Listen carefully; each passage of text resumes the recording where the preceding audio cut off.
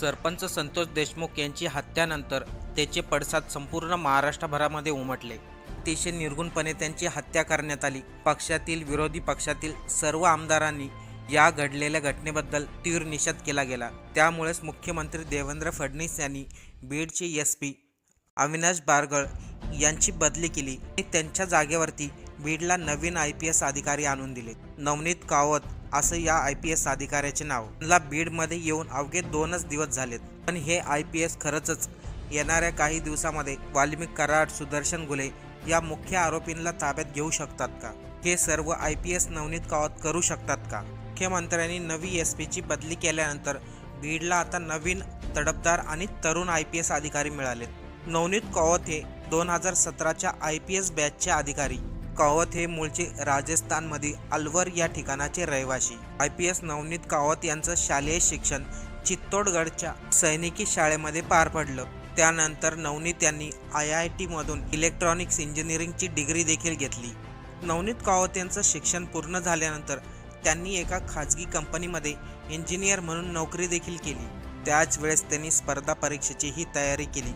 2017मध्ये UPSCची परीक्षामध्ये ते पास झाले. नवनीत कावत हे छत्रपती संभाजीनगरमध्ये शहरामध्ये झोन 2ला उपायुक्त अधिकारी म्हणून कार्यरत होते. संभाजीनगरमध्ये त्यांनी अनेक धडाकेबाज कार्य केले. संभाजीनगरमध्ये त्यांच्या कारवाईचे कौतुक देखील केले होतं. पोलीस अध्यक्षपदी नियुक्ती होण्याची नवनीत कावत यांची ही पहिलीच वेळ आहे. ते बीडमध्ये येताच सरपंच संतोष देशमुख यांच्या हत्येप्रकरणी पूर्ण कारवाईला सुरुवात केली. पहा नेमकं नवनीत कावत काय म्हणाले.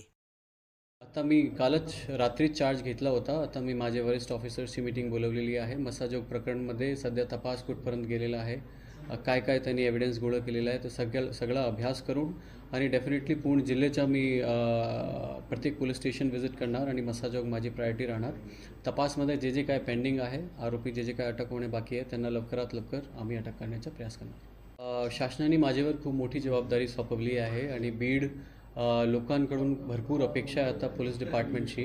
तो बीड जिल्ह्याच्या लोकांना मी हेच आवाहन करतो की आता जो सध्या प्रॉब्लेम आपल्या जिल्ह्यामध्ये आहे त्याला सॉल्व करण्याचा मी 100% प्रयास करणार आणि लवकरात लवकर तुम्हाला त्याचा रिझल्ट भेटेल. तुमच्याकडून मला सहभाग पाहिजे, तुमच्याकडून मला सपोर्ट पाहिजे. जे जे काय इश्यू आपल्या जिल्ह्यामध्ये चालत आहे तुम्ही निसंकोच माझ्यापर्यंत सांगा. माझ्या ऑफिसला तुम्ही कधी येऊन मला भेटू शकता. तुमची अडीअडचणी तुमच्या एरियाची मला सांगू शकता आणि पोलीस प्रशासन तुमच्यासाठी आहे आणि आम्ही 100% तुम्हाला 100% आमची सर्व्हिस देण्याचा प्रयत्न करू.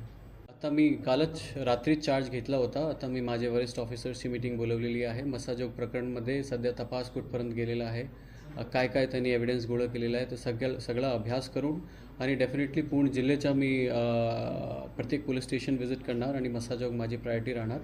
तपासमध्ये जे जे काय पेंडिंग आहे, आरोपी जे जे काय अटक होणे बाकी आहे, त्यांना लवकरात लवकर आम्ही अटक करण्याचा प्रयास करणार. शासनाने माझ्यावर खूप मोठी जबाबदारी सोपवली आहे आणि बीड लोकांकडून भरपूर अपेक्षा आहे आता पोलीस डिपार्टमेंटची.